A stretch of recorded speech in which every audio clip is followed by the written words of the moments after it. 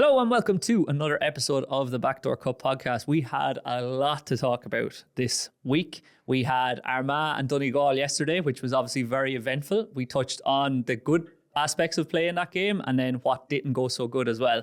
We touched on all of the games in Division 1, some of Division 2 and a lot of Division 3 with both the lads obviously being involved with Fermanagh and Antrim. So hopefully you enjoy it, and now onto the podcast.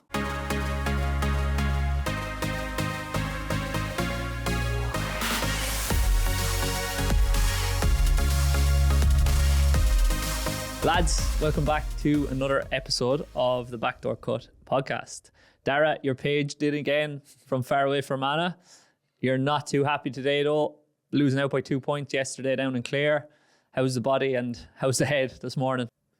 Not great, to be honest. Typical, like with long trips away like that, you just feel completely gassed when you get back, and it doesn't help when you get beat, especially with that margin as well, and kind of the manner that we did get beat in as well. Yeah, it's like inter-county football is a complete roller coaster at times. Like one week you're on a high and the next week you're on a major low. So body sore, head's a bit fried, and I suppose just disappointed, to be honest, not to win the game, because as was mentioned to you before, like before we went on air, like I felt the first half for large periods was probably the best we had played all year. And like we're extremely unlucky to go in 3 points down at half time. So I frustrated, and to be honest, like I know you don't, like you never really deserve to win or get points, but that was one I felt like even a draw would have been a good result, but that's how it goes. There seemed to be a period in the second half where you didn't score for a long stretch. Is that where the game was lost? Decision making from us again was probably just not great. We were shot selection was poor at times. We weren't building our scores. We had a breeze, and sometimes when you have a breeze, you tend to go away from what you probably were doing. When you're like, we were playing well in the first half against the breeze, we were building scores, we were keeping the ball, and then when you have a breeze, you probably end up forcing things a wee bit more. Especially now that the 2 point arc is there. We probably had three attempts from outside the arc that weren't on. One of them was me. And that just kills momentum, especially when they go short, like when they don't go dead. Yeah, the momentum just completely switches, and then they're obviously in control and they're able to build the scores and build the play and keep the ball. So we just probably didn't keep the scoreboard ticking, but we also conceded, I think it might have been 8 or 9 points, when against the breeze for them in the second half, which also wasn't good enough. But yeah, we just, if we had just kept the scoreboard ticking in the second half, during that period, I think we would have won the game. They must have been one of the only teams this weekend to run up a decent score against the wind, because I saw some people on Twitter giving out stink, as they usually do, that with the 2 point arc being brought in, it really favours a team that has a big wind behind them. But I thought that was the way football was anyway, that there's two halves in it and it's whoever uses the breeze when they have it with them. At this, like, it's been the same, to be honest, for the last number of years. Like, from what I can remember, like there's always like a big breeze at this time of the year in the league, and again, it's about how you utilise it. Funny, we like typically in a lot of years have played well against the breeze and not been able to utilise a breeze when we have it, because it does sometimes lead to poor shot selection, or just lumping it in on top of quickly when he was there. But it does, like, you end up thinking, the shot's on all the time here because we've got a breeze, and then if you're just consistently kicking the ball wide or dropping it short, again, the momentum's completely killed. You're losing the attack and you're losing control. So like we kicked 1-6 against the breeze yesterday in the first half, which was good going, and we probably should have had more. So it seems to be what we're seeing though in Division 1, definitely when a team has the breeze, it's like they're racking up serious scores. But just to touch on that as well, Armagh, in terms of shot selection as well, it seemed that they took on some poor shots when they were chasing the game as well. So nothing really has changed in that your percentage of scoring is going to be up if your working scores well. And it was in the Mayo game in the dying minutes when Ryan O'Donoghue had a chance to take on a shot and he worked it around for a better opportunity to kill the game. And that's how Mayo overcame Tyrone. Now, obviously, there was other factors in that as well, but just because the 2 point arc is in, it seems that forwards shouldn't be necessarily completely changing how they're playing. you should still be working the good option. Yeah, you see that, like, probably you see it even when, instead of teams controlling the ball in their own half, like they just get up the other end of the pitch and then control it that way. So like it's still, there's so many similarities and probably some elements of it like where like nothing's changed, or it could even be worse to an extent. But yeah, like just because you've that license to hit a 2-point score doesn't mean that you're going to take it every single time. Because as Dara says there, like it can just suck the life out of you if you've one or two players who just keep on going for it, and it keeps on dropping short. Like there's nothing worse than a shot dropping short and then the other team getting an attack. And if that happens 3, 4, 5 times, it's just like it's an absolute killer for teams. Like, so yeah, there's still plenty to be said for working the score. And probably saw it in the Dublin match too. Like Dublin's just, I think even Fitzmaurice actually said it, like Dublin had a sideline with the wind and it was 1-on-1 inside, and there was no chance that Kilkenny was putting that ball in long. But how they just kept chipping away. Now, obviously they got plenty of 2-pointers, like, but they had the time, they had the space to do it. But like they're probably the best of like manufactured scores, getting in the right positions, taking the shots on. As you say, it's like still that percentage. Like there's no point in just because you have a 2-pointer hitting 10 attempts at a 2-pointer and maybe getting 5 of them. Whereas you can work it in and probably get 7, 8, 9 out of 10. But they waited till they had the space to take on those 2-point options, and that was later in the game. We're seeing quite a lot of 2-point scores in the second half of games as well. Does it become easier to take on shots from the arc as people get tired? Because from watching Donegal, what they did really, really well was they defended at the arc quite well, and they rotated the defence quite well, in that when the ball was passed to the free man, they switched onto him very, very quickly and pushed over to the other side of the field. But not every team seems to be doing that in defence. Obviously, it gets harder the more tired you get as the game goes on. I think you need to be in very good condition for that style of game. Donegal obviously are, and it's obvious the amount of work and stuff they've put in probably over the last 2-3 months, whatever it is. They've been working on that system, and they probably rotate players quite well as well in terms of like with the front three and bringing players in and out of that too, so players are kind of fresh. But yeah, like defensively, it's obviously not the same as it was before in terms of like you can just completely crowd the thing out. I think, yes, Donegal are very good at defending that arc, but it's probably going to be a case of just as the months go on, teams are going to get better at being able to break that down, because it's a numbers game really. Like no matter how many numbers Donegal have in around the arc, if you push men in and get men deep, get men wide, get busy, like you should be able to still break them down, especially if you have a goalkeeper who's able to come up and get in the ball. So yeah, I think Donegal are definitely the front runners in terms of defensively, being set up, and as you mentioned, when the ball is switched, getting out, putting the heat on the ball, and constantly, I suppose, putting pressure on the opposition in terms of making sure there's not a kick pass on inside, and making sure probably that shot from range isn't easy either. Just to touch on something you said there, Dara, is it an absolutely massive asset in defence for them to have Ryan McHugh and Pater Morgan there as options up the field, in that they're rotating well who is breaking in that transition, so then they're fresher when they are defending? Yeah, like them two boys are like Rolls Royce. Like they're unbelievably well conditioned, as I mentioned, able to get up and down the pitch, and unbelievable at carrying the ball. But they've got so much more than that as well. Like most of the, like their whole half back line, half forward line are all players who could probably play anywhere on the pitch. Ball runners and good, I suppose, kickers of the ball as well. So yeah, I think the freshness piece is key, because if you're constantly in that mid late and you're constantly going up and down all the time, you're just going to gas out. Like, so having that rotation definitely is something that most teams probably should be looking at. So when we were speaking early in the season about the changes in demands for players, we were talking about how there might be more room for very specific inside forwards and inside backs who are good at one-on-one defending. Obviously, it depends on the team, but are we going to see more and more teams employing half backs, half forwards in the inside so that they can transition more quickly and lads are fresher in that they can double job in the middle third? Because we know from the chat that Desi and Jim were given after the game a couple of weeks ago, the movement demands in that middle third are very different to the ones inside. I didn't even think of that, but yeah, it makes a lot of sense. Like if you've more players in the pitch that can get up and down and play that role, like it's it's going to be a lot more fluid. You're going to be able to manage that workload a wee bit. Players can go, players can sit back, have a go. But then I suppose on the flip side, it makes more of a point for every player being able to defend one-on-one and attack one-on-one rather than just everyone being able to run up and down. Because I'm sure, like, in any county team these days, like, you're going to get players who can run up and down and are going to be fit. But it's like, right, well, what do they actually... How are they in a one-on-one situation, either defensively or attacking?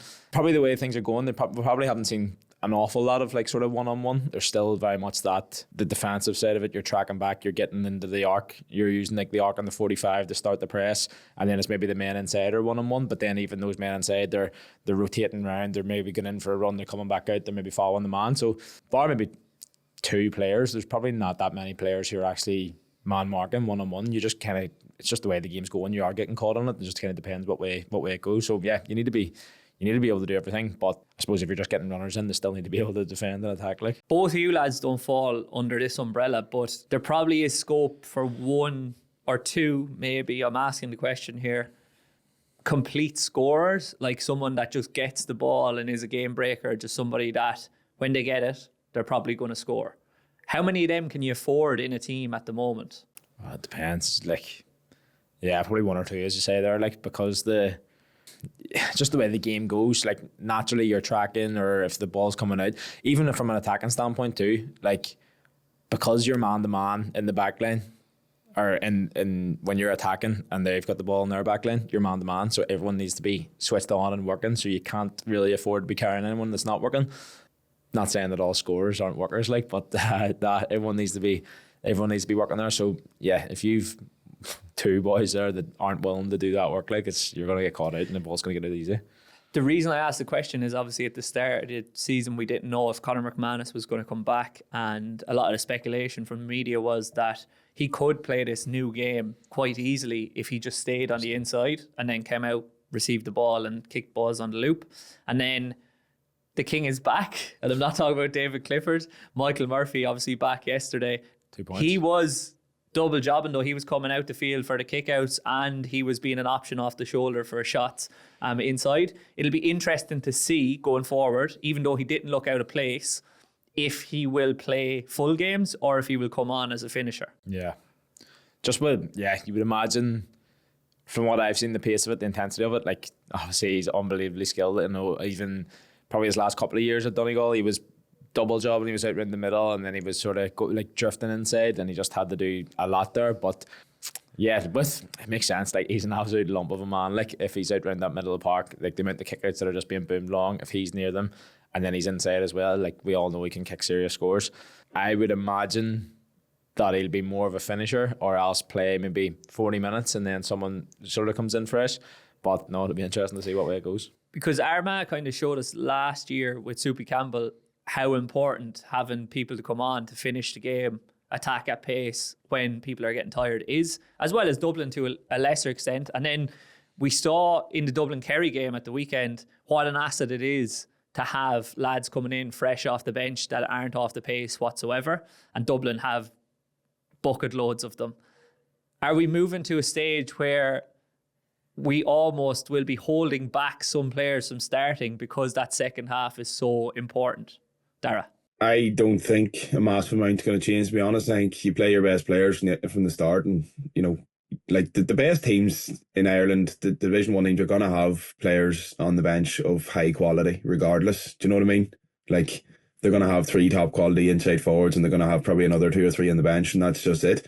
You go down to Division 3, Division 4, you don't have that luxury of saying, we're going to keep one of our best forwards on the bench here and bring him on.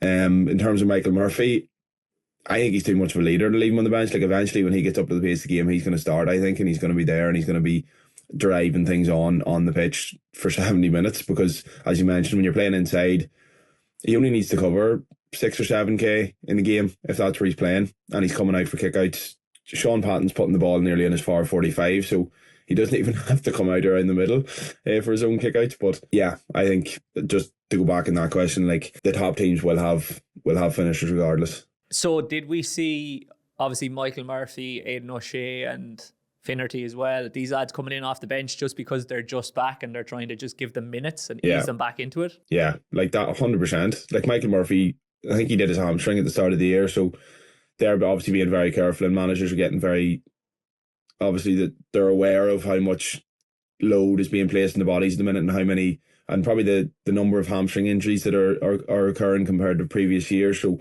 they're being more cautious with load and bringing players back, I'd imagine. So, the logical step when you come back from an injury is to get minutes on the bench and then progress towards playing full games eventually. As we say always, greater exposure to load. I'm sure they're getting that feedback from S&C coaches and physios as well. Whether they listen to them though is the other thing, Tara, is what I would say. But I agree with you for sure. However, I struggle, and it's probably me buying into the mystique, but I struggle to believe that wasn't intentional from Jim McGuinness, and he hadn't told Michael that, look, you're going to be coming on at a very specific time in this game, and it's going to give us a lift. And I don't know, I'm creating a story in my mind, but like I'm picturing him turn around and say, Michael, now get ready. I'm sure. Oh yeah, I think Michael knows this himself as well. Like at home, Ballybuffet, coming in when the game's sort of thereabouts, like that lift is going to be fucking huge. Like I don't think Jim needs to go and tell him. I know Jim's obviously big into the sports psychology and all that, but I don't think he needs to tell him that. Michael's fucking smart enough man. Like, he's been around the block. He knows the crack there. He knows how good he's been for Donegal. And the Donegal fans are absolutely mental too. Like, so yeah, like I think we all knew there was going to be that lift, like whenever he came in. But yeah, what a man to bring in. Like, we better touch on it. It was almost like a 2-point swing as well, in that when he came on, Forker knew how important it was as well, I would say, and that's probably why he just lost concentration for a second, lost control, and ended up getting a red card. Yeah. I don't think, maybe Dara, you have a different opinion, but I don't think there was any argument as to whether it was or wasn't a red card. But I don't know about the amount of flack that he's getting online, because it was just heat of the moment stuff. Like, it just completely just wasn't thinking. That was the thing. But you can't go stick your head into people and expect to not get sent off. But at the same time, it wasn't, there was no real malice in it too, like, but it was just one of those moments you just go like, just complete mind blank. Like, I'm sure if he's looking back after that, he's probably just like, what even happened? Like, I'm sure he probably can't even remember doing that. Like, it was just one of those things. But yeah, just you can call that stuff. Like, it sums up though, like the shite you see in social media is just complete madness after stuff like that. It's like the amount of people that just jump straight on his back and call him like all sorts of things. Yeah. Like all sorts of things. It's like, fucking grow up. Like, there was clearly no malice. He was never going to hurt Michael Murphy doing that. It was a red card simply because that's the rule book. You throw your head anywhere in the body, it's a red. Forker 100% will know that and will probably admit it was a completely ridiculous thing to do. But at the end of the day, like, he was never going to hurt him, and it was just, he was just so mad to get stuck into him that he just did something stupid in the heat of the moment. Like, but the shit you see on social media when stuff like that happens is just bullshit. Like, he was in his red head as opposed to his blue head. He was just seeing red essentially. But to go back to what you just said, it looked like he immediately knew what he had done and was almost saying to himself, I know this is red card. What did I do that for? yeah. yeah. But in all the games, there were a number of red cards, some for 2 yellows, some for straight reds. We might as well touch on your game then, Owen, in that you didn't get on, unfortunately, but it must have been tough watch from the sideline.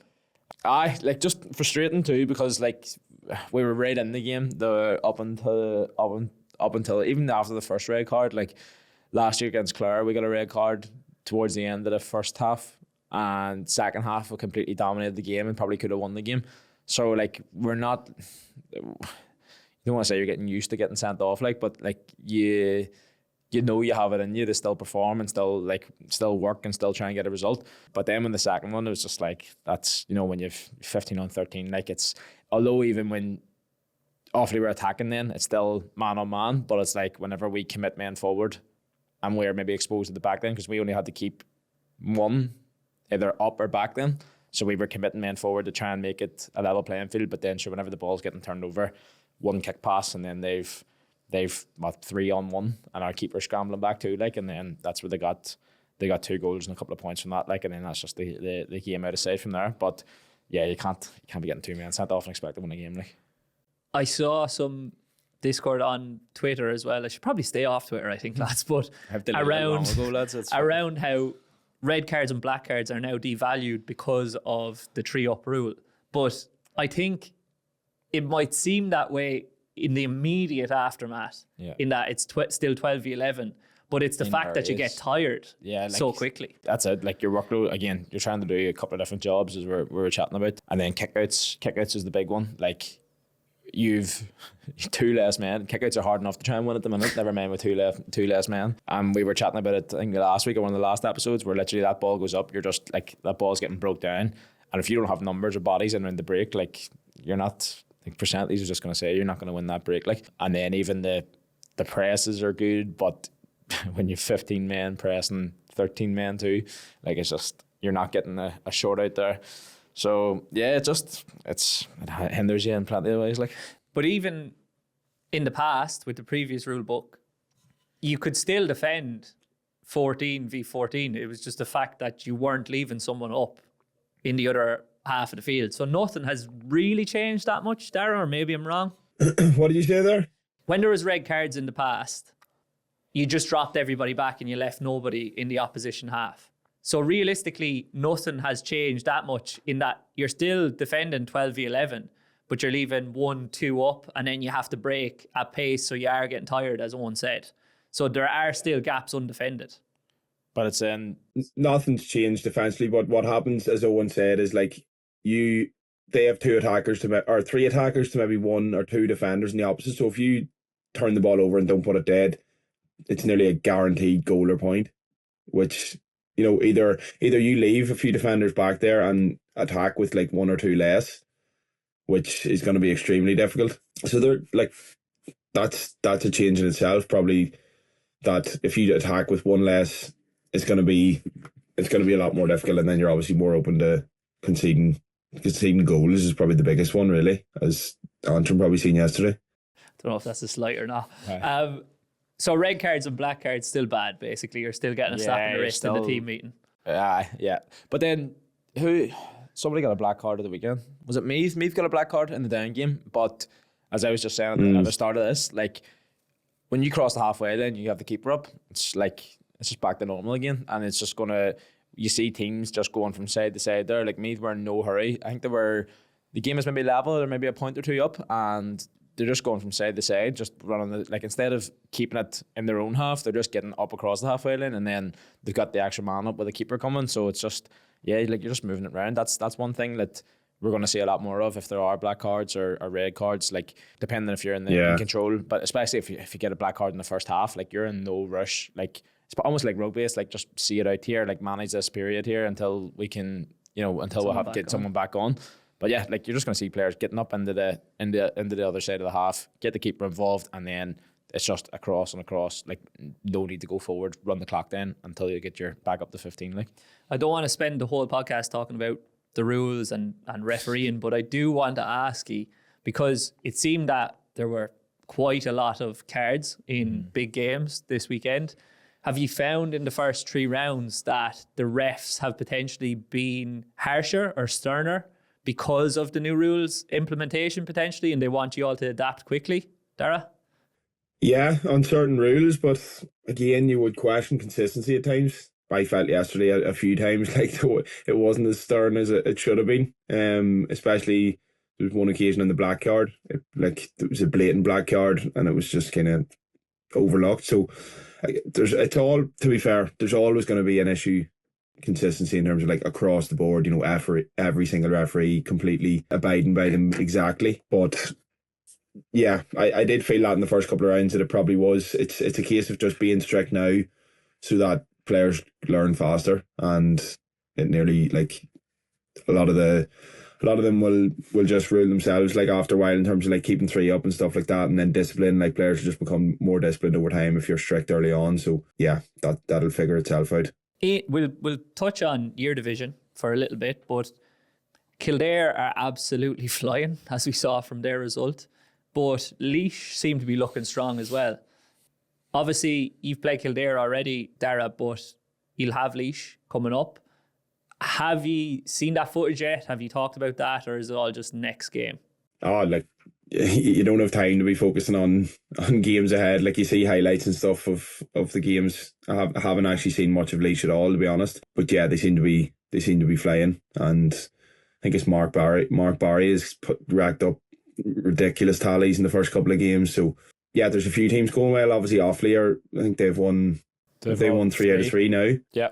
We have them next week. We've Sligo and then we've Laois, I think, the second, or maybe the last game we've Laois. Like, they're in the hunt for promotion, realistically, at this stage. So there's a few teams going well, and I think Laois would have been one that teams at the start of the year, or pundits at the start of the year, probably would have thought were maybe likely to get relegated. So they've been doing well. He played Offaly, obviously, and the lads to play Offaly. Not that you want to give him too much insight or advice in regards to it, but what stood out from this style of play that they were playing with for you? They can cut you open when you have 13 men. They have some class players. Cahill Flynn at 11 is the main playmaker. Like, I'm sure you'll see it whenever you do the video. But he's very, very good. Obviously you've Cormac Egan there, halfback, and can come up with pace. And then their forwards are well able to take a score. But yeah, just quality players all over the pitch. Quality, great kicking, handling, taking men on. Yeah, they're a good outfit. And they seem very sharp, very, very explosive, and they wouldn't be the biggest team in the world, but they're fast and they're quick and they're nippy, and they're no hassle getting up and down the pitch. Have you seen in Division 3, lads, more differences this year in how teams are playing between each other than there has been in the past? Because an argument in the past would have been that everybody was playing 14 behind the ball and break.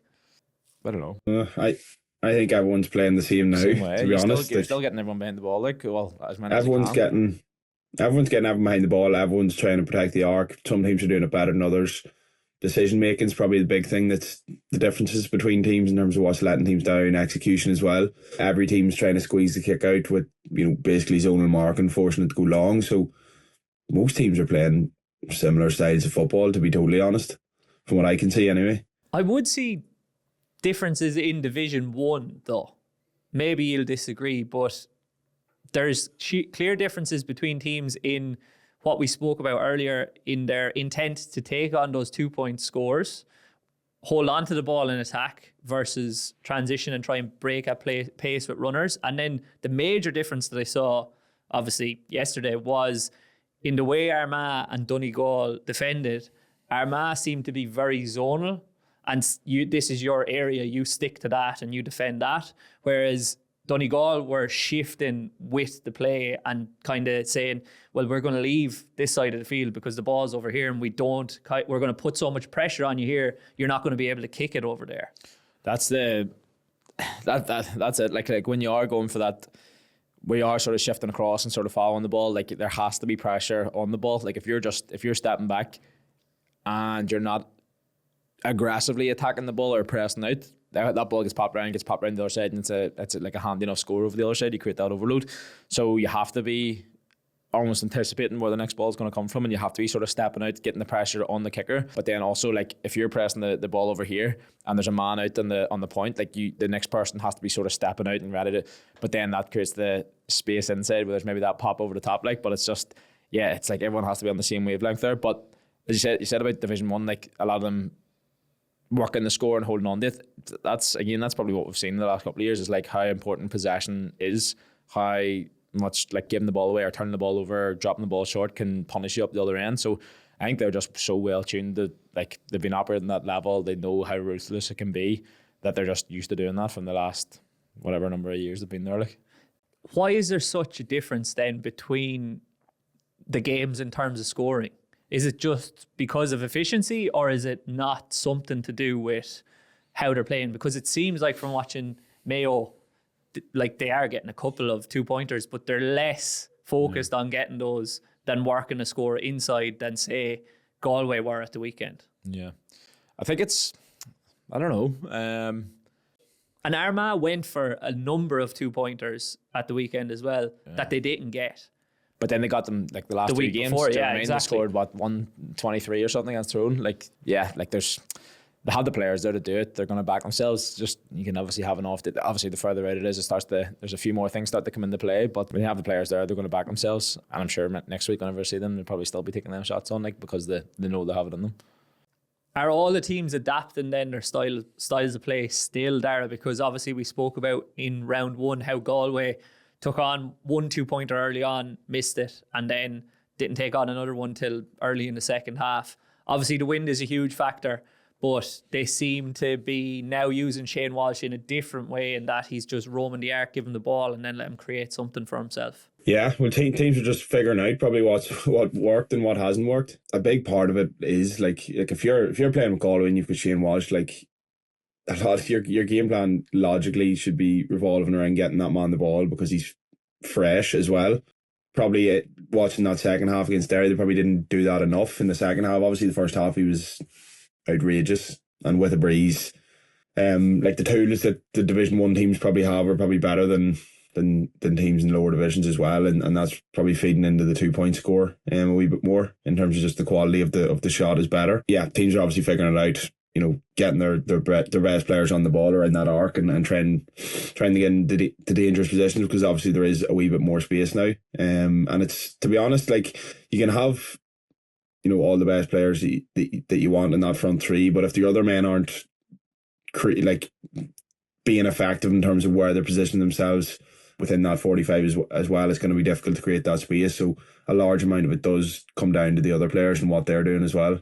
Obviously we're talking about players as assets in that forward line and what they can do, and obviously the difference between the Division 1 teams and the lower teams. But one team that seems to have a lot of assets and has no problems taking on a 2-point score or racking up a score is Roscommon. They had a huge win again this weekend, with Murta kicking 4 2-pointers. I think so, yeah. Which is obviously massive. 25 points to 214 against Monaghan, who would be heavily fancied as well in Division 2.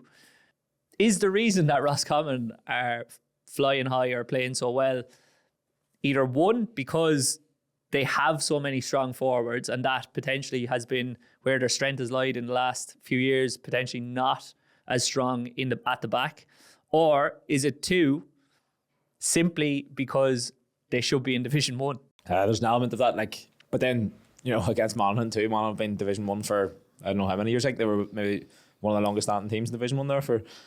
But Roscommon, you know, like, you know what they're capable of. Like, they have some serious players there and have been in Division 1 for like consistently over the last I don't know how many years. But yeah, I think, like Dara says, just in terms of the space too, I imagine the way the games go, they sort of do open themselves up, and if there's that sort of fast break on, that you do have the space, you have that time where you can take the 2-pointer, and then even frees as well being brought out, and you know, if you've a good free taker there, like from 40 metres out there, they're especially if there is a bit of a wind as well, just throwing it up and it's carrying, like having that Division 1 experience, having a quality team there, like there's no, like you don't see too much of a surprise whenever they put in a performance of that like that.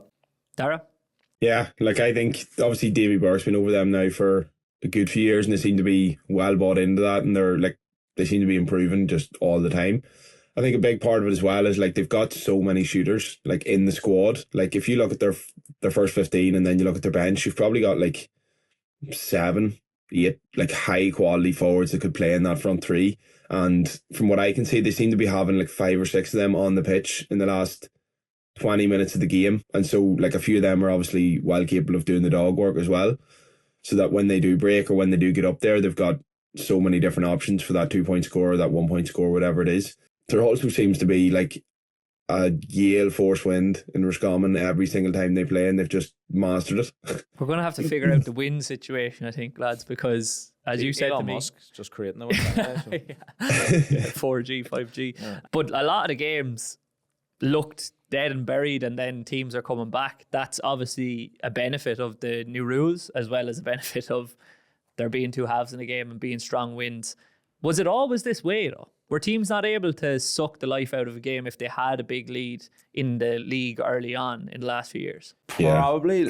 Again, there's not that urgency to get forward. Now we're seeing, I think a big part of it too, like if you think of that Dublin Kerry game, the kickouts in the second half, like the amount of kickouts that Dublin won the breaks on because the ball was just hanging in the air, like I think that played a big part in it. But yeah, it's just you know, it would have been easier in the past to get the ball out from the kick out and then have a slow build up play, just take the complete sting out of the game. There was no urgency to get forward. Whereas now, like, there's the press is on, kick outs are being smashed back down.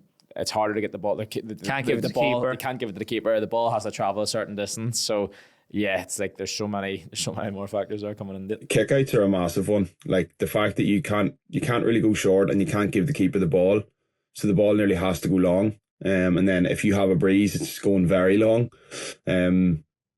Previously, in previous years, when if the other team had a massive win in the league, which typically they did at this time of the year, you would get 15 behind the ball, you would get short kickouts away, you would give your keeper the ball, you would build play, you would just that was the way it was. Like you would try and waste time as much as you can. The discipline side of things as well, being cynical, wasting time, all that stuff would have went on in previous years, and that's all taken out of the game now for good reason. Like, and it's been positive, and that I think that has also fed into the fact that we're seeing massive scores being racked up when a team has the breeze, because it's a lot more difficult to stem the flow. To touch on kickouts, we talk about kickouts a lot, but it's difficult to give a short one because you're under pressure immediately.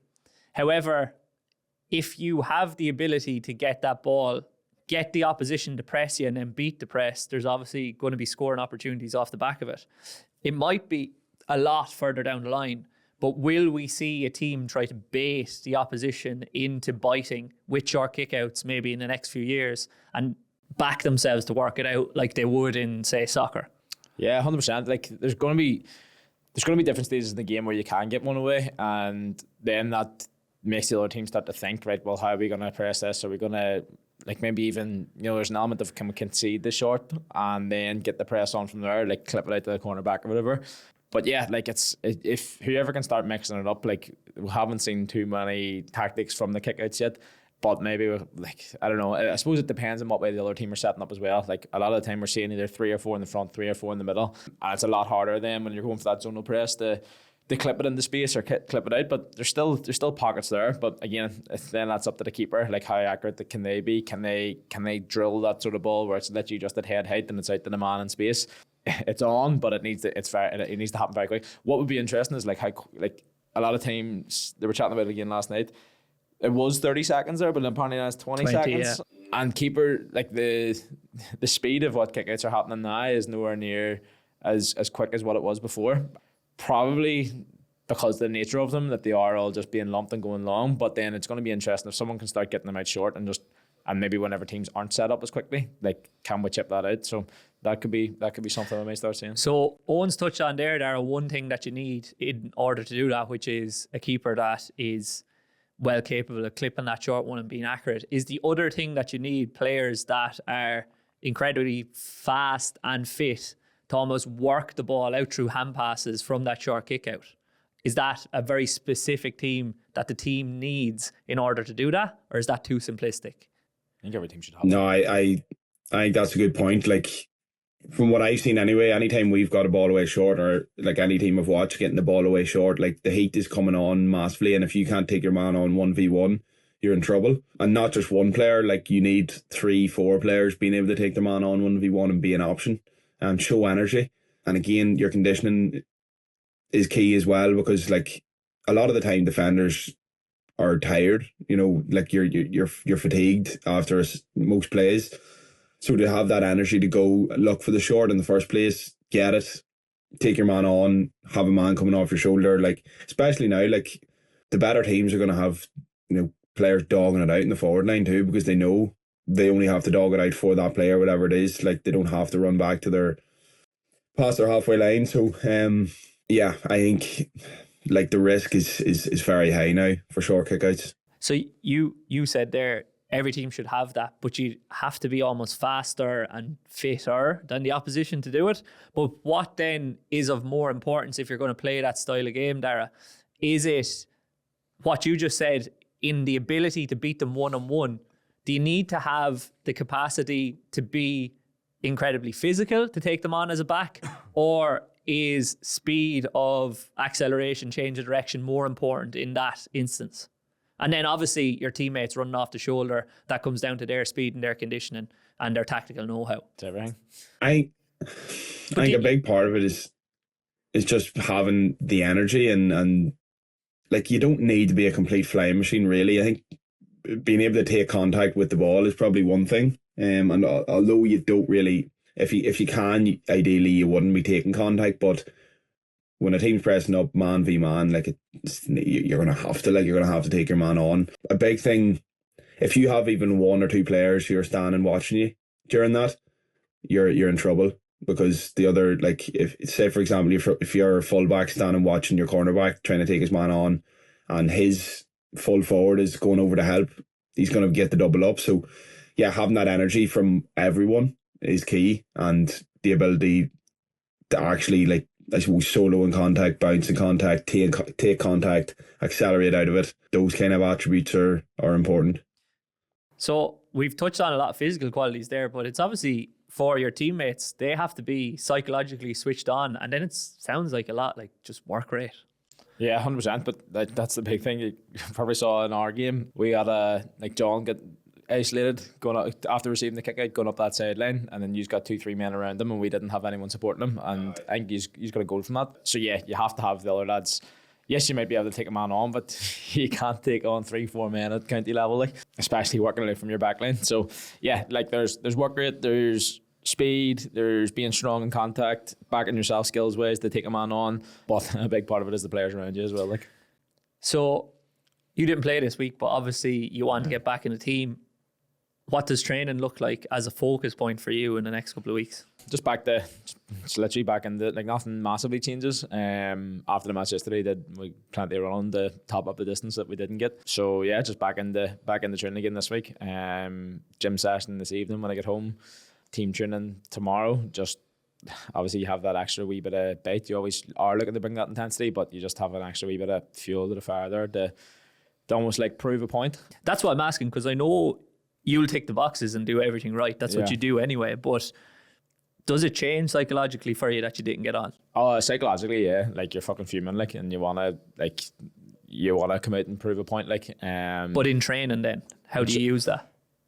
It's just, you can get caught up in it being like aggression and going on trying to fucking take everyone on, but it like probably just gives you an extra couple of % of like everything that you do needs to be like a good contribution. So it's just continuing to do the right thing. Like, you don't need to do anything massively like groundbreaking, or you see players that go out and try to, do absolutely everything and take men on, take outrageous shots, but it's like literally knowing your job, knowing your role, knowing what's expected of you, and just doing that to a high standard.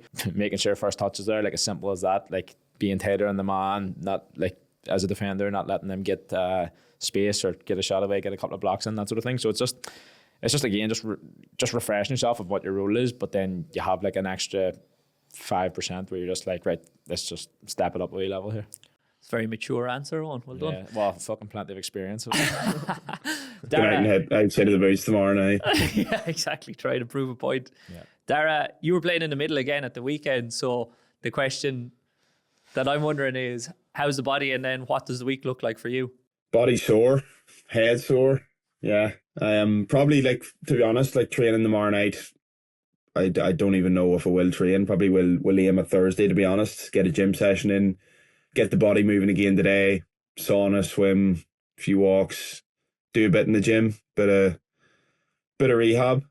Obviously, the proximal hamstring tendon has been giving me a wee bit of bother, so I need to just keep on top of that and manage it, especially now that we've games week on week. It's about literally the focus is on next Sunday and how I can get myself right for that. So yeah, try and train Thursday night, and then you've got a three day break then obviously to the game on Sunday. So yeah, not a massive amount of change. Probably we'll look back at the game, see what went wrong, see what we did well, and try and bring that into next week. So probably bits of video analysis and stuff tomorrow night and Thursday night, in the lead up to that. Again, like, the 1 week turnaround does be, it's quick, like, so you need to utilise that time you have Tuesday, Thursday as best you can, both in terms of on the pitch, like, and also in terms of video analysis, analysing your own performance and then analysing the opposition as well, and trying to bring that focus into your training. A lot of listeners will be wondering, in terms of when championship comes around and when their league campaigns are going on at the moment, what they should be focusing on if they are carrying a niggle, which most people will be, week to week. So you mentioned there sauna, steam, swim, walks. What sort of stuff do you prioritize at the moment? Is it very much the physical bucket and then the psychological bucket or tactical bucket, rather than getting as many minutes in training as you possibly can to get yourself right for the next game? And what do you do? Yeah, it probably is those first two things you mentioned. I do, like, obviously you don't want to go a full week without training at all. Like, it's not ideal, and that's probably that's what happened probably 2 years ago with the groin injury. Like, I was going the full week between match days, not training at all, and just eventually performances were just going down and down and down. So you want to keep a level in terms of on the pitch, like, say if it is 30, 40, 50 minutes Thursday, like, bring intensity, train well, try and train at a high standard that you can bring into the weekend. But then obviously the physical side of things, say for example if it is a tendon issue, like getting your isometrics in, yielding, overcoming, whatever it is, just to continue trying to actually build strength in that area. But also for an analgesic effect, obviously when you're playing games you're going to be sore, the tendon's going to be kind of pissed off, so it's kind of trying to keep on top of that. I do find the movement side of things helps big time. So obviously with me working at a desk a lot of the time, it's trying to be strategic with getting movement in consistently throughout the day. So that is like just literally just walking outside multiple times per day, and then nutrition wise, making sure I'm eating enough, recovering well, psychologically making sure tactically I'm in a good place in terms of I know my job. Again, as Owen mentioned, you know your role, but you also know the opposition and maybe who you're marking, what they bring to the table, those kind of things, and being tuned in with that. One issue maybe that I've noticed in the past from players is, and it's a small number, it's probably 10-15%, but they'll hear what you said there, Dara, and they'll hear, oh, I need to do isometrics for my injury to sort it out, and they completely deload from absolutely everything else. So something that you didn't touch on there that I know you're doing, but you probably just forgot to touch on, is you are doing S&C work in other areas as well. Yeah, and again, that's a mistake I've probably made in the past, is like, when you get one injury, it's just, right, how do I get this injury right? You forget about everything else, and then you pick up an issue elsewhere. So yeah, I'll still be continuing to touch on, the whole lower body in terms of keeping that side of things, just the robustness in. And yeah, that'll be spread out probably across the week in terms of getting bits in. Like, there'll be different things that I'll focus on each day. So for example, if I'm training Thursday, I'll probably do like overcoming work before, just so that I'm feeling good for the session. I'll probably do maybe bits of yielding work earlier in the week. And I'll probably have a full body focus in the gym probably tonight. So yeah, as you mentioned, you're definitely not neglecting any areas, but probably just putting more of a focus on the area that there is an issue as well. So that was going to be my next question, was you played yesterday. Are you going to do anything tonight? So you obviously feel better for going to the gym and actually moving than you would sitting and completely resting. Yeah, 100%. And it's the thing with tendons. Like, tendons obviously like load, but it's trying to find that balance of not overdoing it either. Like, I've done that as well, where you hear, oh, tendons love load, so let's hammer it every single day, whereas that's obviously not logical as well. But I base it kind of with that, like how I feel. So today, if I feel half decent, feel okay, I'll get in, I'll try and get something done in the gym. If I, like, say for example, if the tendon felt completely really pissed off, I might leave it until tomorrow, depending on whether I'm going to train or not, and then maybe sometimes double up with both gym and pitch. But yeah, a lot of it does come down to how I feel. But as you mentioned, the movement side of things is key. So regardless of how I feel, it's prioritized movement. Like, steps is obviously probably the main thing that I'm trying to focus on there. Okay, so we're going to run it back to the segment we did a couple of weeks ago, the good, the bad and the ugly of the weekend. The good, Owen? Even though I didn't get on being back in the panel, like, it's been a long enough journey getting back. So it was good to be in and around the lads, but the bad that comes with that is not getting on. So you're in a fucking mood for a couple of days afterwards until you get back out training again. So yeah, swings around his boots. Dara, anything to add for the good? No. I'll add Donegal's performance, specifically their defensive performance. I think it was perfect. Really, really impressive to see. And Dara, they're shouting out Michael Murphy, who've given him a big shout out in this podcast. It's good to see him back. You need players like that. You need figures like that in the game. And there seems to be a lot of eyes on the sport, which is good. For the bad, I'm going to say that Mayo and Tyrone game. I watched it, or tried to watch the whole lot of it. I think I turned it off towards the end because it was just a bit dour, a bit wet. I know conditions were poor. There was a lot of missed shots, but it didn't seem to have changed that much. And I know it's an outlier, so I'm not going to just throw out the rules because that one was poor. You're going to have bad games as well. And then the other bad for me anyway is probably the communication between a lot of the officials. Sometimes the linesman is calling in a number of games, I think 2 or 3 games this weekend, they're calling that there's been a breach of the 3-up rule, but not realising that the ref has given a black or a red card, so there's no need to keep 3-up. I think else just not calling it whenever it's right in front of them and they can see it. Yeah, okay, that's a bad one as well. We'll call that. Anything to add for the bad, Dara? Probably a lot. The bad is just like teams getting punished for 2-point scores when a referee has made a call that is wrong, and then they're not even questioning it. So I felt we got shafted by that a wee bit at the weekend in terms of like things are getting called that like shouldn't be called. There's obviously still rules that I feel need tweaked, and then you're getting punished for 2 points, not only 1, and that obviously has big repercussions in terms of losing points in the league. So some things I think need to be changed, and how things are being refereed at times isn't consistent. I think maybe we need to get a referee on here. I think it would be a good conversation because we do talk about the rules quite a lot, and they'll obviously have a completely different perspective than us. The good ones that are on the talk though. Well, hopefully we can get one of the good ones. Last one is the ugly.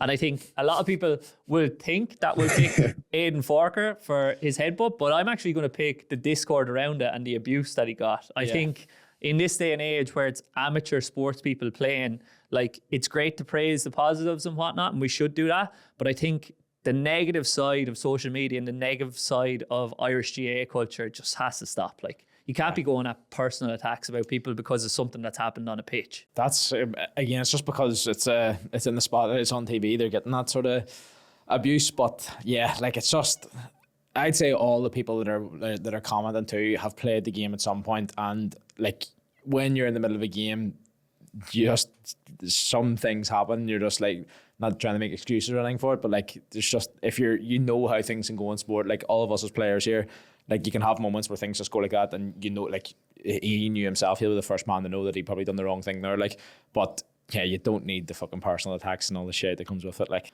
yeah, it's just, move on with it. If it wasn't massively, it's not like, life Germany changing. got one the other week and there was nothing really said about that, like, was there? So yeah, I don't know. Anything to add, Dara? Delete Twitter. No, well, I'll agree with you there in terms of like just all the shit that comes with it is unnecessary, and yeah, leave it at that. But sure, if people had nothing to talk about, they'd be complaining too, like, so. That's true. But we're talking about the positives here. So thank you for tuning in for another episode of the Backdoor Cup podcast. Thanks, lads, for joining us again, and we'll catch you again soon. Good luck. Cheers, lads.